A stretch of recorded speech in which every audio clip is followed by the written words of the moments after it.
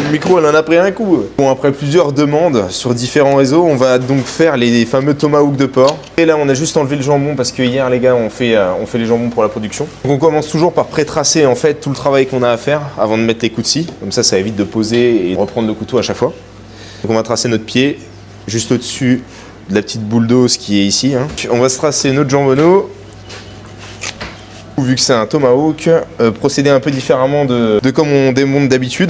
Donc 1, 2, 3, hop, donc on a ici, hop, on prend ici, on prend là, hop, on rejoint, voilà, jusqu'à ici. On va se lever notre épaule tout de suite. Donc on prend un ras de la 6, toujours, on se fait un petit marquant si on veut que ce soit plus facile, on sait qu'on est là. Ça me plaît pas de tracer droit, couper le cartilage, tout ça. On va faire la même coupe que pour le veau et l'agneau à peu près, sur le cochon. Par contre, c'est pas forcément plus évident, parce que là, vous sentez beaucoup moins en fait le cartilage scapulaire que sur l'agneau par exemple. Donc il va falloir plutôt se cartographier l'animal. On prend, on trace, on prend ici, pareil, on trace. On va se faire une épaule au carré, ni plus ni moins. Donc là, on trace de biais légèrement en retrait par rapport à notre épaule. Ça, c'est des coupes qu'on n'a pas l'habitude de faire sur du cochon, nous en tout cas.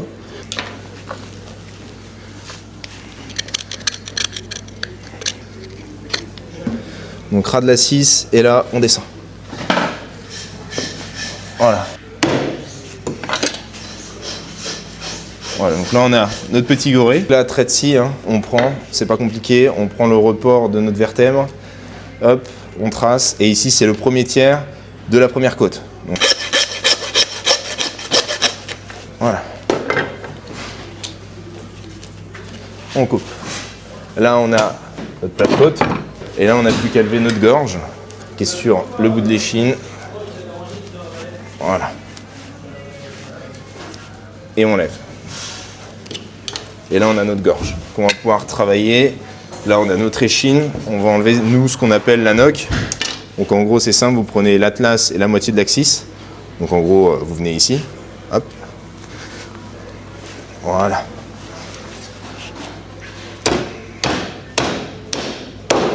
Ça, vous pouvez vous en servir pour faire de la rillette, en triage ou ce que vous voulez, quoi. Et là, on a notre échine. Voilà, nos secondes et notre échine. Il nous reste la poitrine ici, on va se faciliter le travail, on va couper notre filet. Donc, on a dit qu'on avait 1, 2 et 3. On n'aura pas beaucoup de côtes pour le coup. On prend le haut de la troisième côte. Je fais juste un petit trait de scie. On va prendre notre trancheur. Il va falloir faire attention parce qu'on va vite taper sur notre côte ici. On prend notre parallèle par rapport à ici, sinon ça va être dégueulasse. On lève. Il faut qu'on vienne rattraper tout ça jusqu'à là-haut. Ça, si vous voulez, ça va servir aussi pour le barbecue l'été, si vous voulez impressionner les copains, ça va servir essentiellement à ça. Après, honnêtement, en termes d'utilité, il n'y en a pas. Vous voyez un peu le travail que ça fait faire. Alors oui, il y a plusieurs méthodes de le faire. Là, je le fais peut-être d'une façon compliquée, mais c'est surtout aussi pour essayer de ne pas changer les destinations des morceaux que nous, on prépare habituellement. Sinon, je l'aurais peut-être fait différemment. Si j'avais eu open bar, le but, c'est d'optimiser encore une fois tous les morceaux. Donc là, on a notre filet. Donc on a notre gras quand même qui est assez important. Vous voyez, on n'est pas sur du bigorne, on est sur du cochon plein air 14 mois, du nord de l'Allier, dans le sud du Berry. Et donc il ne nous reste plus que notre poitrine, ce qu'appelle ça APH, et ici notre carré de côte première. Donc vous voyez ici côté seconde et ici côté filet. On va déterminer la hauteur de nos manches. Première chose, vu qu'on cherche quand même une certaine hauteur, on va prendre au niveau de notre noix de graisse qui est juste ici. Ce qui va représenter en gros le report de notre couteau, ni plus ni moins. On va même avantager légèrement comme ça. D'accord ? Toc, le haut de notre noix de graisse. Et ici, pas compliqué. Normalement, c'est la demi-noire portée. Donc on va se prêter au jeu, on prend notre demi-noire portée. Ok ? Donc ça te fait en fait au niveau du triangle de viande qu'il y a ici, grossièrement. Je vais rallier les deux. Une fois que j'ai rallié les deux, je vais pouvoir faire des incisions au niveau de mes intercostaux. Alors, regardez bien que ça transperce et que vous ayez bien des incisions tout du long. Sinon, vous n'allez pas pouvoir faire une coupe droite de l'autre côté. Je ne sais pas si vous arrivez à les voir. Il va falloir tailler d'un coup sec et net. Donc, on descend et on tire. Vous dégagez vos manches et là, on va aller tout du long. Hop, voilà. Là, on est bon. Donc, une fois que c'est fait, vous prenez. Il est raide, il est raide. Hop.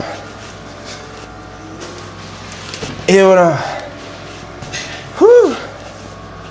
C'était raide, mais c'est fait. Allez, petit tomahawk de cochon là. Là, après, plusieurs possibilités. Soit vous le laissez avec la couenne, comme la poitrine en fait, soit vous faites des petits cadres comme ça et vous la faites griller comme vous voulez. Ou soit sinon, on enlève la bardière et vous gardez que vos côtes. Vous taillez ensuite, hop, la coupe traditionnelle voudrait que vous preniez vos côtes et que vous fassiez des doubles comme ça en fait. Des vraies côtes avec une petite épaisseur pour garder bien le moelleux et la jutosité en fait pendant la cuisson. N'oubliez pas d'enlever, très important, là ici la plèvre. Donc la plèvre c'est ce qui sépare les organes des chairs. Donc vous voyez, vous avez juste à tirer dessus, ça s'enlève. Ça vraiment, croyez-moi que ça fait la diff parce que ça c'est raide. Côté filet pour les plus exigeants. Puis notre côté pour les plus gourmands avec notre grillade de porc ici. Vous vouliez les tomahawks de cochon, ils sont là.